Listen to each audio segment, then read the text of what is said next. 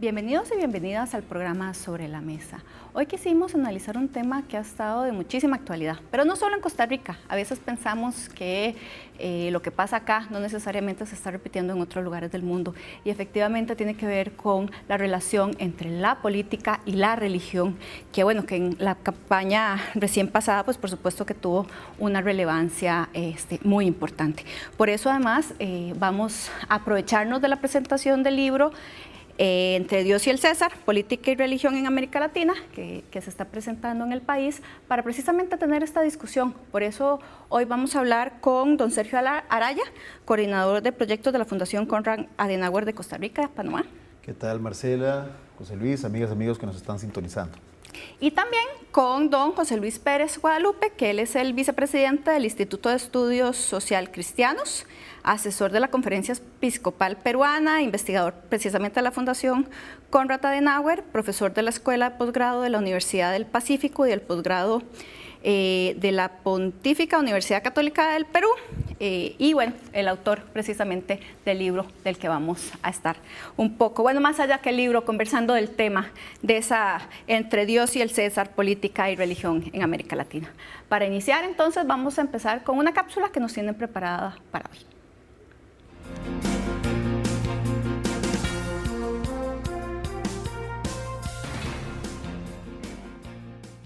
Hay que entender una cosa importante, que esto que está sucediendo, por lo menos en Costa Rica, en esta coyuntura, no es aislado, no está sucediendo solamente en Costa Rica. Esto es un grupo de países que han ido virando hacia esta fórmula rara, ese fanatismo que empieza a pensar, esto es una lucha entre Dios y el diablo. Podemos brincarnos todas las reglas, y no importa cuántas reglas y cuántas normas se tengan que romper, vamos a hacer nosotros lo que sea para que gane Dios. Eso se llama excepcionalismo evangélico. El excepcionalismo evangélico lo que hace es pensar que nosotros estamos por encima de la ley. Podemos brincarnos cualquier ley para que Dios gane. De todas formas, el motivo de Dios es más grande que todos los demás motivos, entonces no me importa. Podemos romper las reglas, podemos cambiar las leyes, podemos cambiar la Constitución, podemos salirnos de las organizaciones u organismos de derechos humanos, siempre y cuando salgamos nosotros ganando, porque si ganamos nosotros, gana Dios. Esa es la sensación que tienen, ¿verdad? Entonces sí, Brasil es un ejemplo. Venezuela ahora mismo tiene un candidato evangélico. Guatemala, tenemos en Guatemala el ejemplo de Efraín Ríos Montt, que fue un dictador y que exterminó a pueblos enteros indígenas en nombre de Dios. Era evangélico, era un pastor evangélico. Y Guatemala ha tenido, creo que ya 3 o 4 presidentes evangélicos. El último era pastor evangélico y al mismo tiempo humorista, que es el que está ahora mismo y que está envuelto ahora en una crisis de corrupción terrible. Entonces, la fórmula nunca ha dado buenos resultados en ningún país, pero lo que sí es cierto es que se envalentona, por así decirlo, la población evangélica o la población religiosa evangélica y atentan contra la democracia.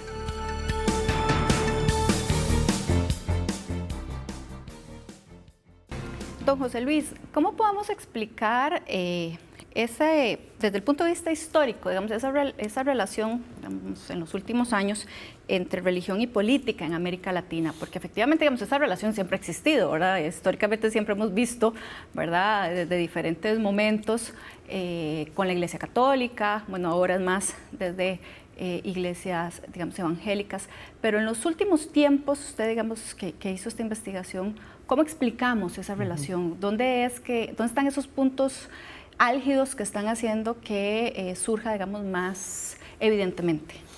Gracias, Marce, por la pregunta. A ver, la relación religión y política siempre ha existido y siempre va a existir.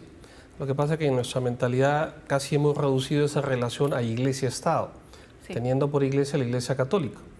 Entonces, claro, cuando surge otro tipo de relación, nos llama la atención. Entonces, los evangélicos en América Latina, cuando comienzan a llegar en el siglo XIX, tienen una participación política, pero sobre todo de apoyo a lo que era en ese momento y comienzos del siglo XX los partidos liberales, que buscaban, lógicamente, la separación de iglesia y Estado. Y recordemos que en esa época, salvo Uruguay, no había partida de nacimiento civil, era la partida de bautizo.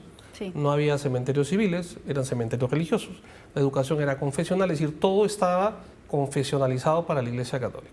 Entonces, esa es la primera participación política de los no católicos, en esa época eran más bien protestantes tradicionales, y de ahí tenemos varias décadas de apoliticismo evangélico de línea conservadora, evangelical norteamericana, y eso llega un momento, y ahí lo podemos medir, y lo tengo en el libro, en el año 70 comienza la explosión del crecimiento evangélico en toda América Latina. Es decir, el cambio religioso en verdad se ha dado en los últimos 50 años. 450 años se ha mantenido tal cual, y en 50 años viene el cambio, y a partir del año 70, y eso se puede ver estadísticamente, comienzan a crecer los evangélicos en relación inversamente proporcional al decrecimiento católico. Sí. Entonces, en la década del 70 comienza a manifestarse claramente y estadísticamente y en las encuestas y en los censos nacionales, y en los años 80 en todos los países de la región se forman partidos confesionales o intentos de conformación de partidos confesionales, y todos esos fueron un fracaso. O sea, los partidos confesionales en los 80 han sido un fracaso. Lo que tenemos ahora es una nueva forma de participación política, pero a partir de los 80 lo interesante es que, si bien había habido en general una participación política en general, nunca había habido de esa manera una participación político partidaria. Entonces, esa es la gran diferencia. Y en la historia han habido tres formas de participación de los evangélicos en la política. Primero, lo que es el partido confesional, que ese es el intento de los 80. Después viene el frente evangélico, que es una cosa un poco más abierta. A los evangélicos, al no ser mayoría, buscan también gente más conocida, quizás líderes de opinión, deportistas, periodistas, y forman un frente en el cual los evangélicos son parte, pero no son los únicos, como sí en el partido confesional. Y la tercera forma de participación han sido la facción evangélica, que es lo que tenemos en todos los países ahora. La facción evangélica se refiere que los evangélicos en general ya son parte de las listas electorales de todos los partidos. Ya no importa de izquierda, de derecha, blancos, negros, amarillos, son parte de eso. Y en general los congresistas que son elegidos, en verdad no son elegidos por ser evangélicos, sino que son elegidos porque ese partido en el que están, y ya digo, están en todos, obtienen la primera, la segunda, la tercera mayoría. Entonces, eso es lo que se está dando clásicamente, esas tres manifestaciones, pero lo que tenemos ahora es más bien una línea transversal y paralela en el cual ya la gente no se fija solamente en un candidato, en un partido, sino han enarbolado un tema, que en este caso es una agenda, y es una agenda moral. Claro. La agenda moral en la política. Y eso ha permitido atravesar el punto de la confesionalidad, tanto así que hasta los católicos han votado y se han unido. Y ya tenemos como antecedente estas marchas con Mis hijos no te metas. En toda América Latina se da igual. El Partido Restauración Nacional en la mayoría de países se llama igual. Entonces, como tú bien decías al comienzo, esto no es una cosa exclusiva de Costa Rica, sino que son tendencias, líneas, oleadas, y esta nueva línea dentro del movimiento evangélico, que es muy plural y muy diverso, dentro de esta línea del neopentecostalismo, que es la que está liderando no el número de evangélicos, sino más bien está liderando la línea política de los evangélicos, y con buenos resultados, o en fin, eso es para conversarlo, pero ciertamente con gran influjo de la derecha evangélica conservadora norteamericana. Claro.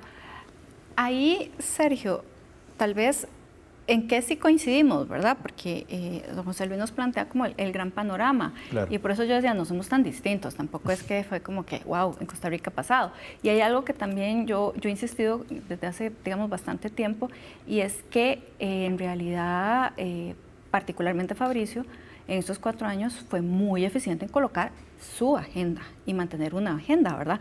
Entonces, ¿cómo coincidimos, verdad, en esta misma línea, verdad? Porque en este momento podemos tener, sí, claro, tenemos facciones evangélicas en algunos partidos, más específicamente partidos, ¿verdad? Entonces, ahí Costa Rica, ¿cómo se inserta?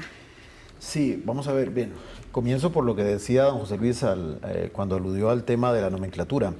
El solo hecho de que el Partido Restauración Nacional se llame igual que muchas otras fuerzas similares en el resto del continente es una línea clara de semejanza y de que hay una suerte de coincidencia.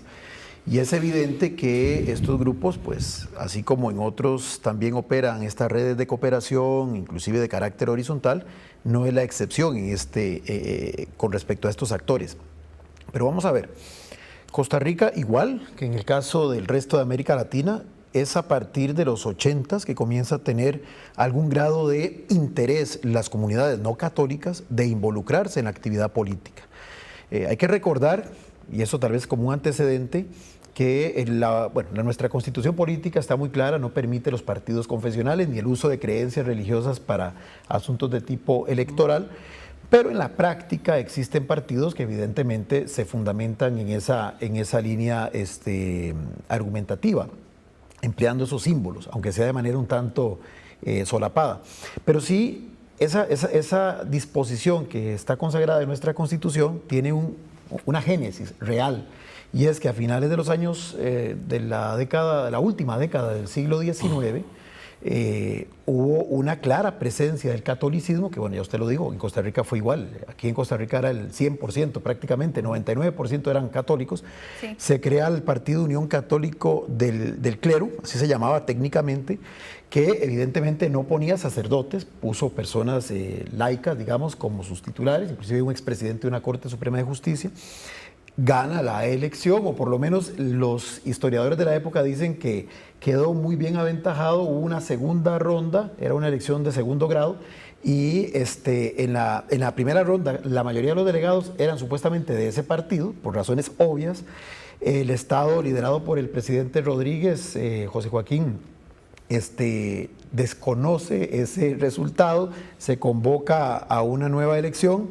Y finalmente, para no hacer muy largo el cuento, se elige al que era su secretario de Marina y que era su yerno, don Rafael Iglesias, como el presidente de la República, y a partir de ese momento se coarta la participación en ese momento de la única iglesia existente en el medio. Tan es así que cuando al inicio de la administración actual, ya dando este gran salto, a la administración Solís Rivera, se nombra de primer ministro de la presidencia a un reconocido obispo luterano, la Sala Constitucional interpreta que el espíritu del legislador que establece la prohibición para clérigos de participar en política se circunscribía al catolicismo, que era la única religión dominante, a tal extremo que hoy sigue siendo la religión oficial del Estado. Somos uno de los pocos estados en el mundo que somos confesionales. Con esa idea para que entonces ahora podamos terminar con los últimos años. Estamos acá en Sobre la Mesa, entre Dios y el César, la relación entre política y religión en América Latina. Ya regresamos.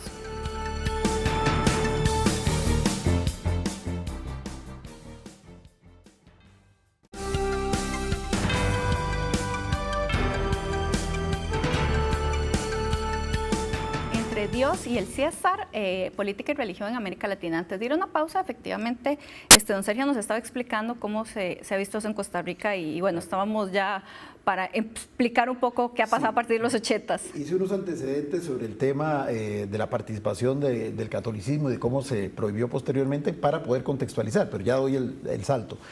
En los 80s se crea un primer partido que era la Alianza Cristiana, que evidentemente, como en otros casos de América Latina, no logra mayor presencia, inclusive no logra ni siquiera el porcentaje de votación para que pueda obtener el aporte de la deuda política en Costa Rica.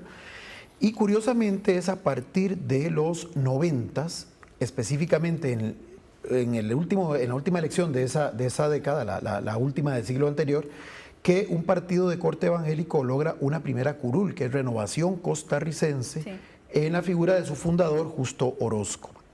Él logra ser diputado del 98 al 2002 y a partir de ese momento sigue, ahora sí, constantemente una presencia legislativa de partidos de corte evangélico que se autodenominan como tales.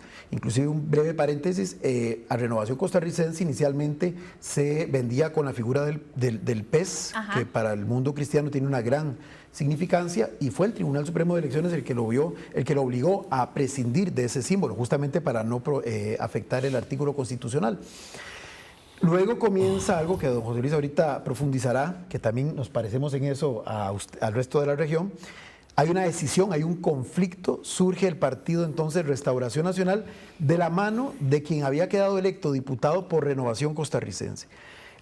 Pero lo interesante aquí es que estos partidos logran ir ascendiendo, pero de una forma bastante limitada. Es decir, en 2 periodos consecutivos, una curul de 57, en otra 2 curules, y más recientemente, en el actual periodo, se alcanzó la cifra de, vamos a ver, de 3 curules, si vemos 2 por Renovación Costarricense, 1 por Restauración Nacional, y podríamos agregar una cuarta si colocamos a la Alianza Demócrata Cristiana de don Mario Redondo en una suerte de límite entre partido que se decía demócrata cristiano, pero partido que también de alguna forma reivindicaba esa agenda cristiano no católica. Entonces, ¿qué pasó? Digamos que seguía un proceso muy similar al de muchos otros países, que de alguna forma representaba a una minoría que además subrepresentada de lo que es la comunidad cristiana, porque la comunidad cristiana no católica, de acuerdo a estos mismos estudios, es muy superior que un 2, que un 3, que un 4, que un 5%. Pero se da en Costa Rica entonces el tema de la agenda esta vida, y con esto concluyo con tu primera pregunta del segmento anterior, donde efectivamente ese ha sido el hilo conductor de estos partidos. O sea, ellos se lograron, indistintamente de cuál era el partido de procedencia del diputado, cerrar filas en torno al tema de la alianza, del discurso de la vida, del discurso de la moral, de los valores éticos, de la concepción de familia tradicional. De hecho, no es gratuito que hayan ocupado a lo largo de estos cuatrienios puestos clave en comisiones que dictaminaban proyectos relacionados con estas temáticas. Recordemos, Justo Orozco fue varios años consecutivos presidente de la Comisión de Derechos Humanos de la Asamblea Legislativa. Y evidentemente uno de los que manejó... puestos claves en el directorio también. Puestos claves en el directorio, porque aquí viene un tema interesante, cómo los grupos del poder más tradicionales hacen alianzas estratégicas con ellos, tratando, creo, más bien de ir en la línea de lo que usted categorizaba como una suerte de frente o de búsqueda de alianzas, partiendo de que a partir de ahí se podría capitalizar un cierto efecto electoral de esas alianzas. Bueno, se da el fenómeno ya más específico de esta campaña recién terminada, y bueno, el shock religioso que dice el estudio del CIEP en su momento fue evidente, que marcó un antes y un después. Las últimas encuestas del mismo CIEP de esta universidad ponían a don Fabricio, en el mejor de los casos, con un 5, un 6% de intención de voto, y de un momento a otro pues se disparó. Sí. A partir del 9 de enero, que es cuando se da a conocer la opinión consultiva de la Corte Interamericana, y bueno, ya conocemos la realidad actual. Pero digamos que hasta ese momento, que es un asunto muy puntual, muy coyuntural, la evolución que se había seguido a nivel de presencia de los evangélicos no católicos en la actividad política seguía ciertos paralelismos con lo que se ha venido observando en el resto de la región. Sí, claro. Vamos a ver entonces ahora la segunda parte de la entrevista que se le hizo a don José Chacón, para continuar entonces con don José Luis y su libro.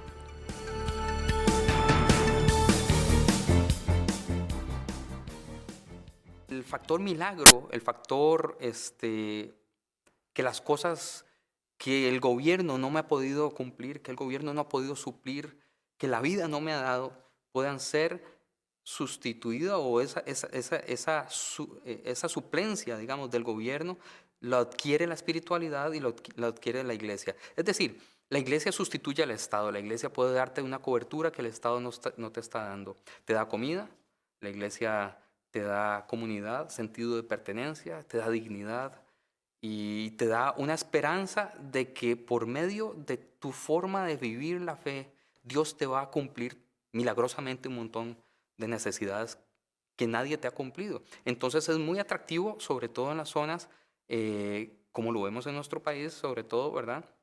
Estas mega iglesias, etcétera, en zonas donde las personas hacen de la iglesia su centro de vida, su centro social, su centro educativo, porque tienen escuelas, porque ahí aprenden muchas cosas, y su centro de salvación aquí en la tierra y en el más allá, ¿verdad? Entonces se genera algo muy fuerte, muy fuerte. Por eso en Latinoamérica el pentecostalismo, el neopentecostalismo ha respondido a unas carencias que los estados no han podido dar, a un sentido que los estados y los gobiernos no han podido suplir.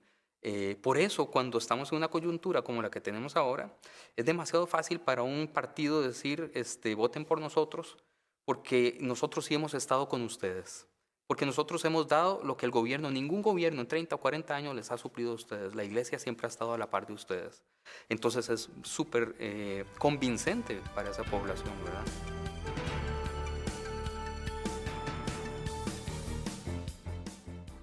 Don Don José Luis, para continuar un poco acá con la discusión, hay varios conceptos que he hecho en el libro, usted los explica, y que también tienen implicaciones políticas, ¿verdad? Porque una cosa es diferenciar entre protestantes o evangélicos y entre pentecostales y neopentecostales, ¿verdad? ¿Y cuál es esa implicación política que ha tenido en América Latina? La pregunta es muy oportuna porque cuando hablamos de evangélicos pensamos que es una iglesia como la católica, y no lo es. No. Nunca se puede hablar de la iglesia evangélica en singular, siempre son las iglesias o las denominaciones, y más los mismos evangélicos tratan de hablar del movimiento evangélico, inclusive no les gusta eso de evangelismo, porque así como hay catolicismo, protestantismo, evangelismo, no pega, a ellos no les gusta. Entonces, dentro del gran movimiento evangélico a través de este siglo y medio que tiene en América Latina, lo primero que hicieron fueron los protestantes misioneros. Y eran protestante, misionero y extranjero.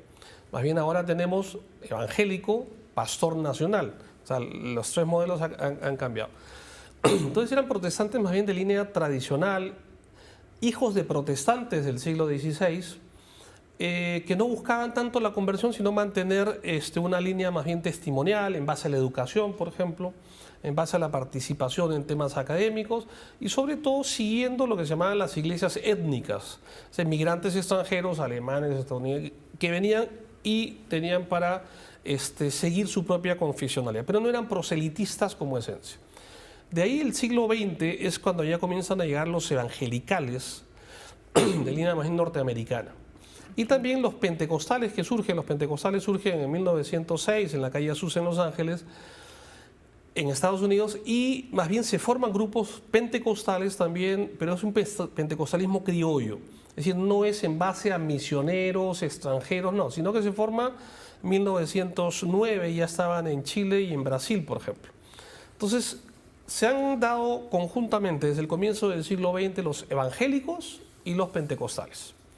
Y de ahí de estos evangélicos, que eran la gran mayoría, es que se toma ahora el nombre de evangélico en general a todo cristiano no católico en América Latina.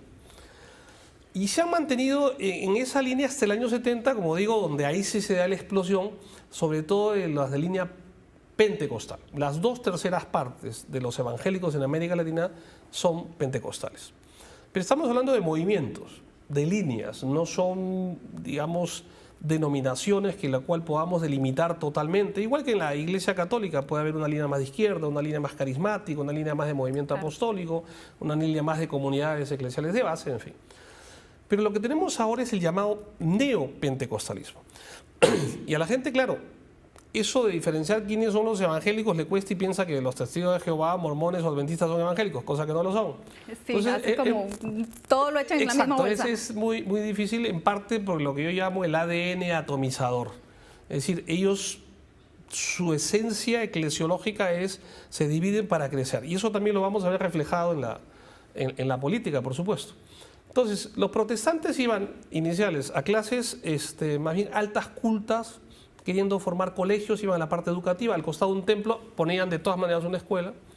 Los pentecostales iban a clases bajas, populares, las famosas iglesias de cochera que se daban, sectores rurales, urbanos, pero muy populares. Los evangélicos iban a clase media baja.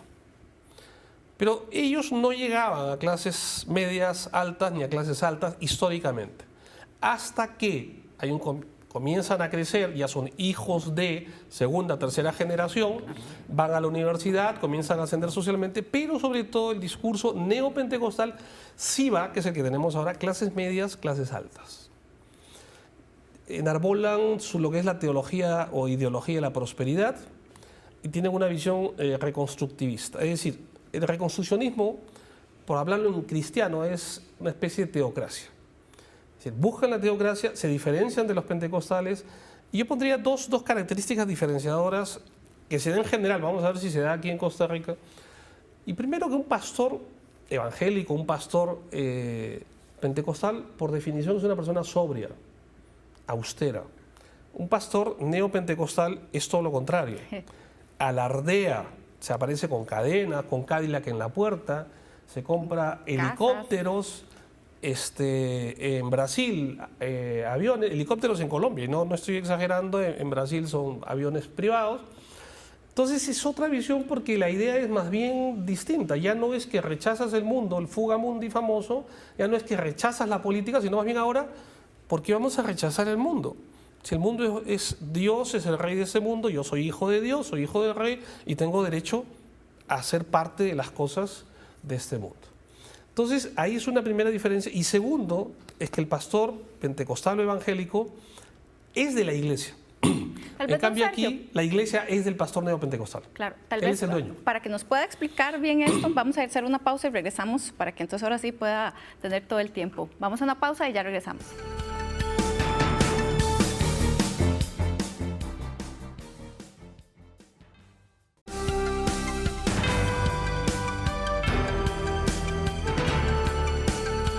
Entre el Dios y el César, política y religión en América Latina. Antes de ir a una pausa, precisamente don José Luis nos estaba explicando esas diferencias para que las pueda terminar.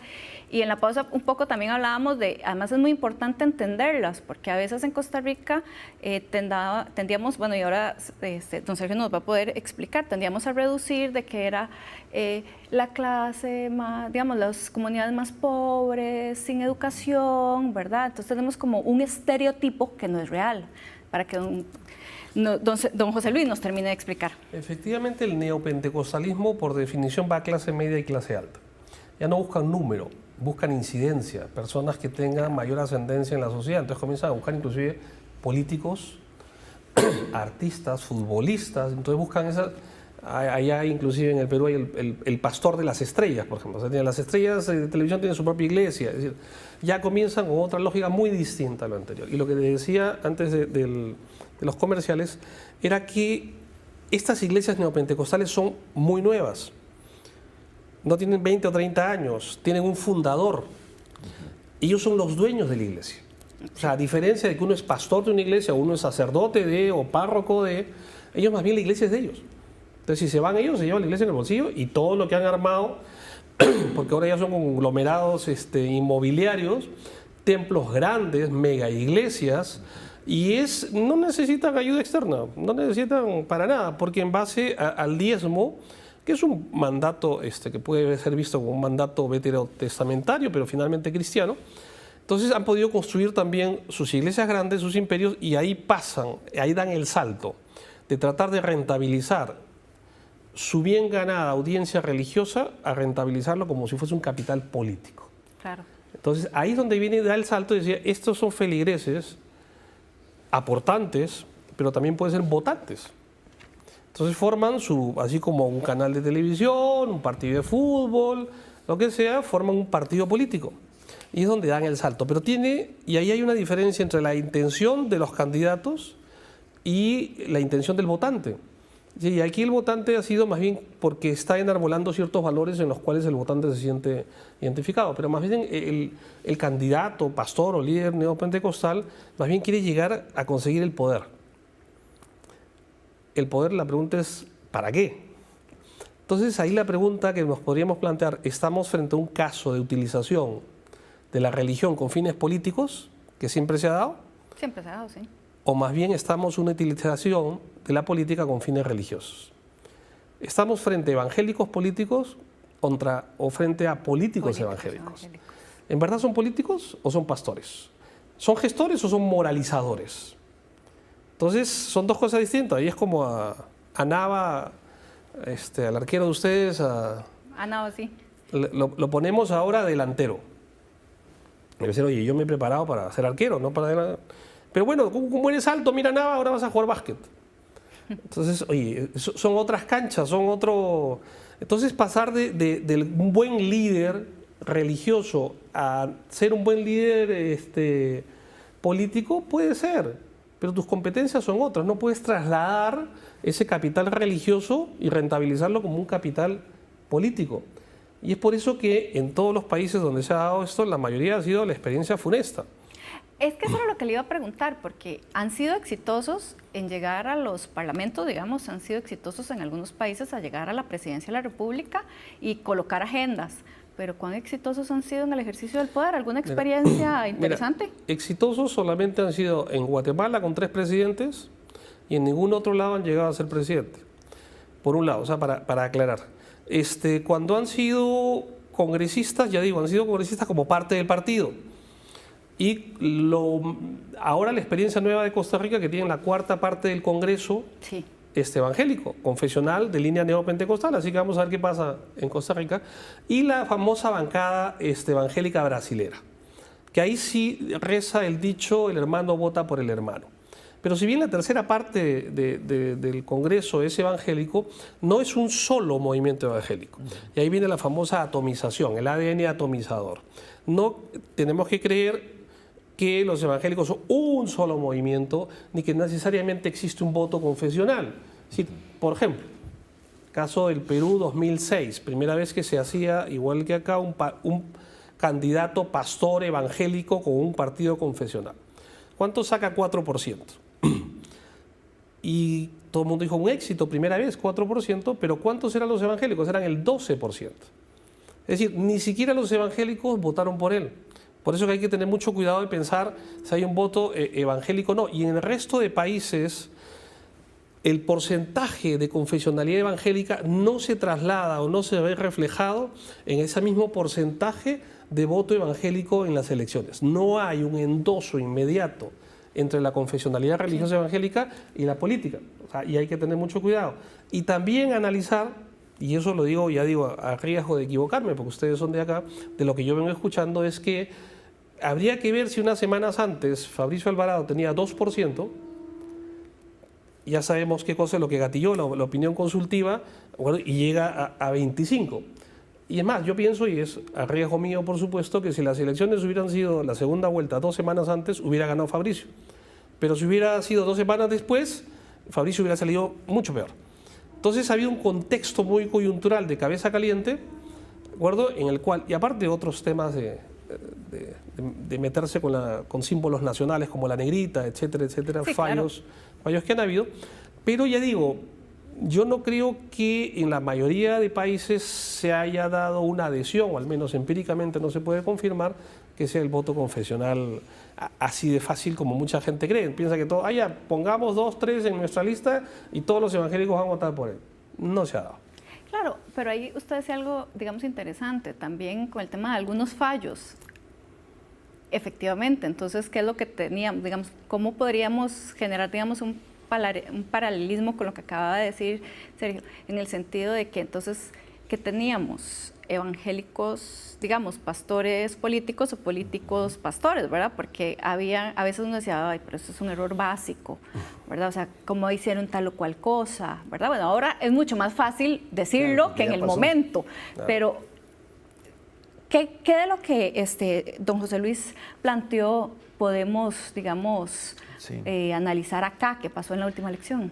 Bueno, vamos a ver, me parece, para comenzar, y esta ya es una elaboración propia, la misma conformación de la papeleta del Partido de Restauración Nacional y concretamente de la integración de las 7 para candidatos a diputado, desde mi perspectiva y leyendo el plan de gobierno que se presentó, no el 2.0, sino el anterior, que hago un paréntesis, entre los dos no había mayores diferencias, aclaro, pero el segundo fue más expuesto mediáticamente por la circunstancia de que ya estaban en segunda ronda, pero en los aspectos que más polémica sí, que hablando generaron... de cosas mejor ni lo hubieran sacado porque fue peor. Claro, porque en los aspectos que más polémica generó ese miércoles santo cuando se divulgó, eran aspectos que estaban tal cual en la versión anterior, Sí. versión que venía desde octubre y que estaba, según don Fabricio, circulando en su sitio web.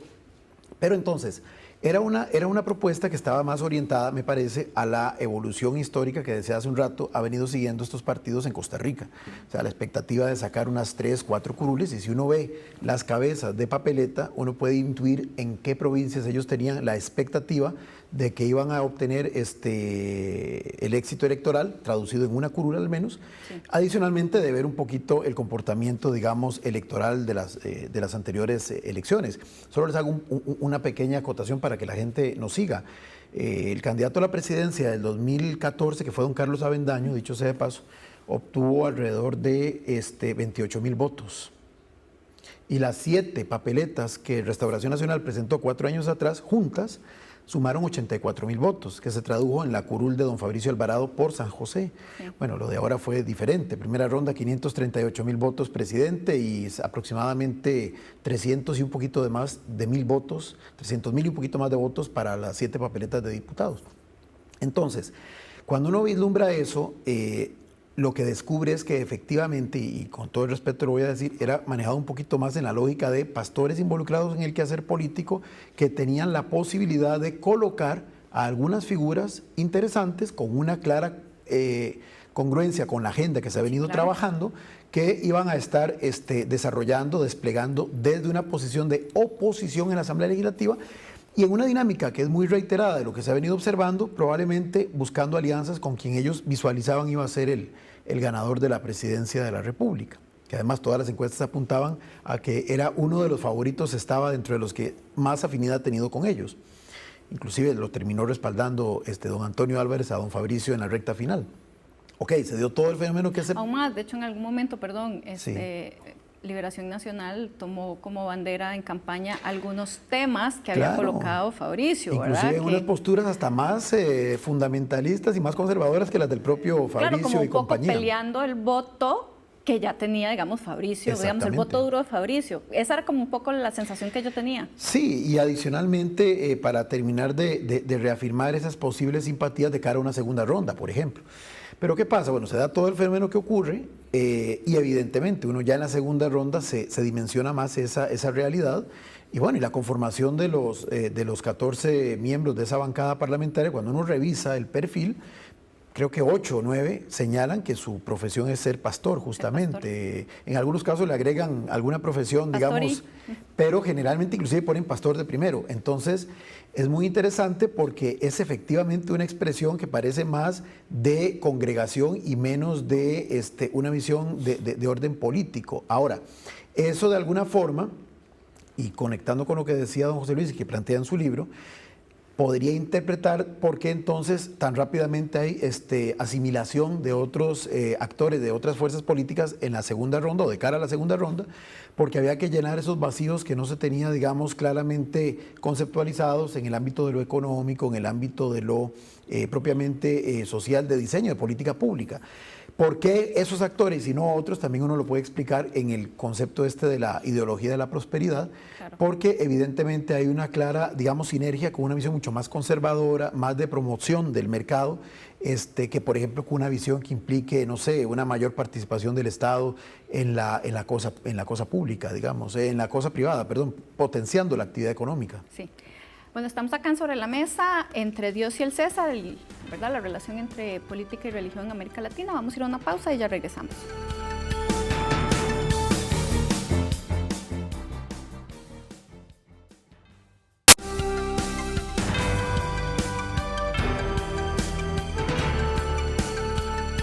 Continuamos en Sobre la Mesa entre Dios y el César, la relación entre la política y la religión. Don José Luis, hay algo que usted planteó desde el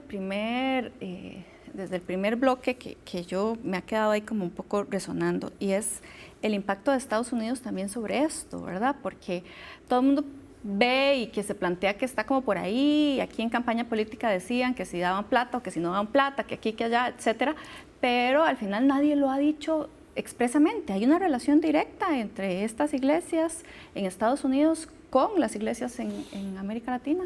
Es, por más que nadie lo diga, pero es evidente, ¿no? O sea, eso no solamente acá. Pero ya evidente en muchos sentidos que no necesariamente son económicas, ¿ah? Okay.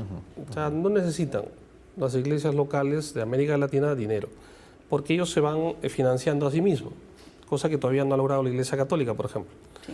Entonces, el tema viene más por influjo tipo doctrinal.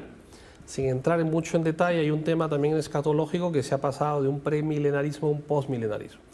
Las iglesias evangélicas, sobre todo pentecostales hasta los 80, te decían conviértete porque Jesús viene mañana, la segunda venida de Cristo es inminente. En cambio, ahora ha cambiado esa visión teológica y es más, bajo esa visión, y es por eso que no participaban en política, porque ¿para qué vas a arreglar el mundo si el mundo Dios viene y lo va a arreglar y va a comenzar todo de nuevo? Es más, participar en política e intentar arreglar el mundo era contraproducente y contra los planes de Dios, porque si la cosa mejora, ya no viene. Entonces va a venir justamente cuando haya calamidad, el caos y todo lo demás. Esa visión teológica del mundo cambió. Entonces, pero eso es mucho del influjo norteamericano. Si vemos a los telepredicadores de los años 70, 80, son una línea anticomunista, antisocialismo, procapitalista norteamericano, yanqui total. Sí. Y esto lo que tenemos ahora son hijos de esos telepredicadores y esa tendencia. Pero eso en Estados Unidos se da clarísimo, o sea, no hay que, o sea, no es nada secreto ni mucho menos entre lo que se llama la derecha evangélica, la derecha cristiana, y sobre todo de línea republicana. O sea, los republicanos, los evangelicals, sobre todo, son republicanos, no vas a encontrar mucho demócrata en esa línea, y lo que han hecho, por ejemplo, la derecha cristiana evangélica es la que ha apoyado a Trump. Sí. Y tienen muchos predicadores de esa misma línea y que ya vimos lo que resultó. Entonces, esas tendencias, y lo digo como un pequeño paréntesis, de gente que se siente iluminada, de que ¿por qué participas de la presidencia? Porque Dios me ha dicho, y en la iglesia había una profecía de que yo voy a ser el próximo presidente. Esa pretensión de tener el celular de Dios y habla todas las mañanas con él es peligrosísimo. Claro. Sea evangélica, católica, musulmana, lo que sea. Sí, no importa de donde sea. Exactamente. Entonces ahora viene cierto, entre comillas, integrismo evangélico. Ya digo, no todas las iglesias evangélicas siguen esa línea, pero que ha permitido en todo caso, dentro del movimiento evangélico, empoderar un tema como es la agenda moral, pro vida, anti matrimonio gay, en fin, antiaborto, y que ha podido empatar muy bien frente a un sentimiento general religioso, valorativo latinoamericano que, bueno, no va por esa línea, ¿no? O sea, una cosa es el respeto o si se quiere, la visión de género que puede haber, y otra cosa es la ideología de género, si quieres, como un lado extremo, ¿no? Pero esa influencia ideológica de la derecha evangélica norteamericana es clarísimo en el discurso. Y no es gratuito, como mencionábamos al comienzo, que los nombres en América Latina de los partidos y los movimientos sean los mismos. Y hay institutos con nombre y apellido en Estados Unidos donde forman ese tipo de visiones de teología de la prosperidad y visiones reconstructivistas. Claro, no es algo que solamente es que Dios me habló, que yo creo que eso es algo como muy importante. Vamos a ver la última parte de la entrevista que le realizamos a don José Chacón y ya continuamos.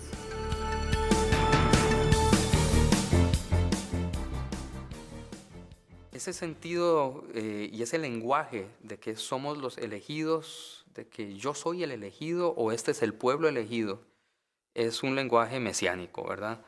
Es, una vez más, utilizar textos de la Biblia que han sido aplicados a una sola persona, que es Jesús, ha sido el elegido, y extrapolarlo, ¿verdad?, a personas y personajes o grupos de personas en nuestra sociedad.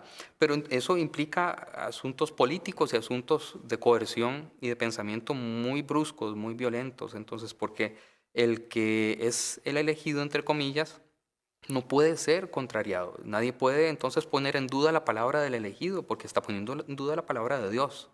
Nadie puede entonces tampoco criticar o hablar mal de o ir en contra de, porque entonces se considera un pecador o en rebeldía. Eso implica muchas cosas de autoridad que son muy peligrosas en la iglesia. Por eso surgen tantas sectas, ¿verdad?, donde hay un caudillo, literalmente aquel que se autodenomina el elegido de Dios para dar un mensaje específico, para llevar el pueblo de un lugar a otro, y la gente se enceguece porque cree que realmente, que verídicamente es el portador de una verdad mucho más profunda que el resto de la población, ¿verdad?, y que los va a llevar a algún lugar espiritual que nadie más puede llevarlos. Entonces puede ejercer una autoridad económica, puede ejercer una autoridad de quién se casa con quién, puede ejercer una autoridad de cómo utilizar tu dinero, puede ejercer una autoridad de por quién tenés que votar.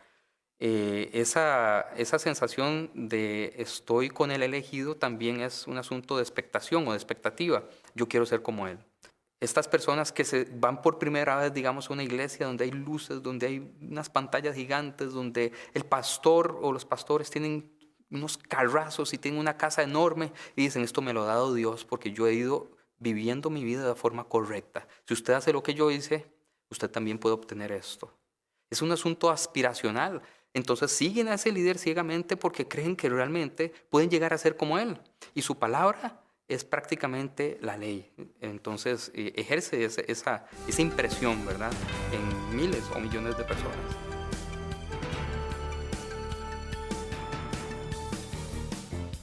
Antes de ver la esta parte de la entrevista, creo que Sergio se quería referir precisamente a lo que veníamos, ¿verdad?, hablando con don José Luis. Sí, no, básicamente en la línea, y bueno, es interesante que justamente el de la entrevista sea también un pastor. Reafirma lo que decíamos de que no hay una única denominación, digamos, evangélica, una única denominación no católica, y que adicionalmente todas se ajustan a un mismo perfil de feligresía, claro, sino que, como en este caso lo hemos observado,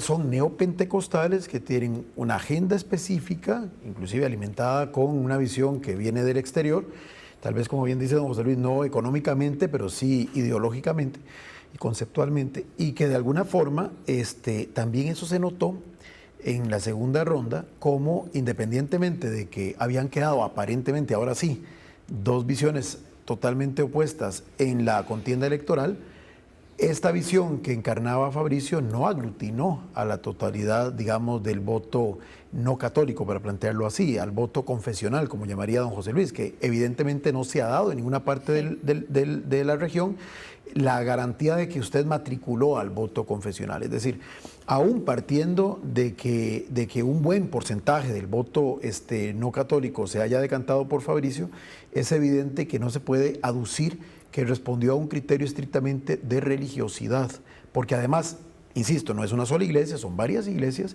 inclusive hubo pastores y hubo liderazgos reconocidos no católicos que abiertamente dijeron respaldar a Carlos Alvarado porque consideraban que este enfoque de instrumentalizar la religión o de utilizar el ejercicio del poder político para plasmar esa visión teológica de ese mundo reconstruido no era lo más sano, pero adicionalmente a ello es evidente que también hubo un voto, digamos, evangélico, que aunque también puede en el fondo acuerpar algunos temas de la agenda moral, no los reivindica de la forma, digamos, fundamentalista o, digamos, delimitada como lo hace este grupo. Entonces es importante, y ese sería tal vez mi aporte final, que quede muy claro que no existe un voto confesional así predeterminado, que claro, eso no es tan simplista como eso, y que efectivamente, como bien dijo don José Luis, no todos los no católicos, e inclusive algunos católicos que respaldaron a Fabricio, podríamos decir, otros votaron por Carlos Alvarado,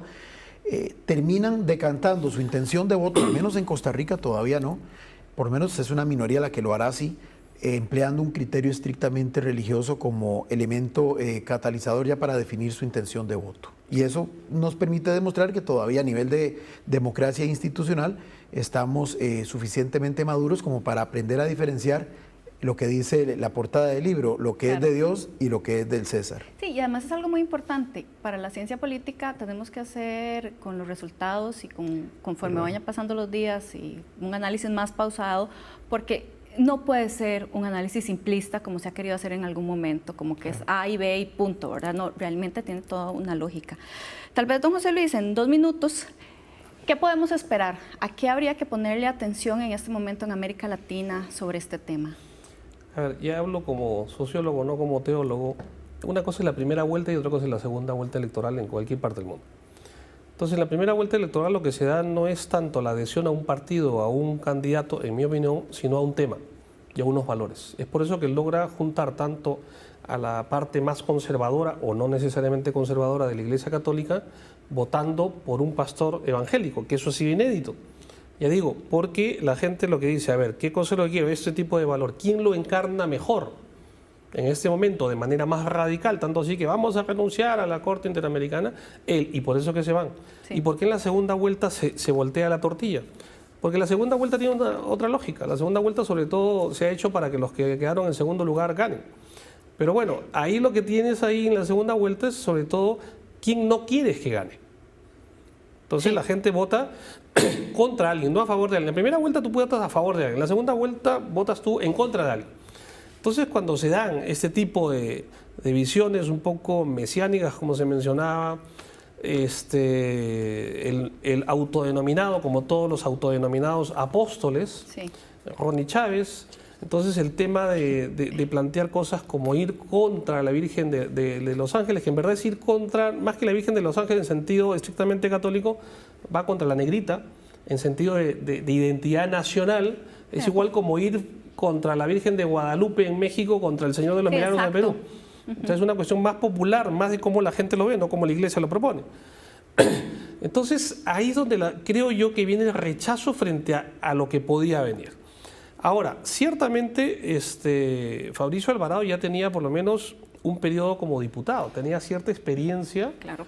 política, no era ningún improvisado de la noche a la mañana, pero a pesar de eso, él más finge de pastor o funge de pastor que de político. Entonces ahí es donde tenemos el problema. Repito, la gente quiere un líder político, o sea, el pastor en tu iglesia y el cura en tu parroquia, pero no, o sea, para elegir a un presidente o a un diputado tenemos que ver el perfil político que debe darse. Y creo que eso se ha dado, insisto, que si hubiera sido después las elecciones, una semana se hubiera salido peor. Y en América Latina estamos un poco en esa misma tensión, ida. En Centroamérica, yo creo que en 10 o 20 años la cosa también va a invertirse en la medida que países como Nicaragua, Honduras, Guatemala, El Salvador ya está por encima de 40% de evangélicos.